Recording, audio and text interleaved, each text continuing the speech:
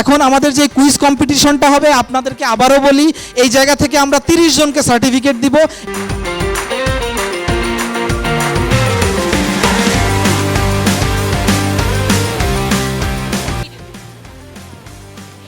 বাংলাদেশ নবায়নযোগ্য জ্বালানি থেকে দেশীয় চাহিদার কত শতাংশ মেটাতে পারে?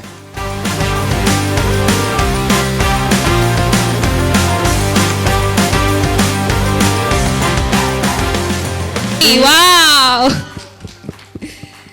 And first K, Ananya is Anonna, the first. congratulations!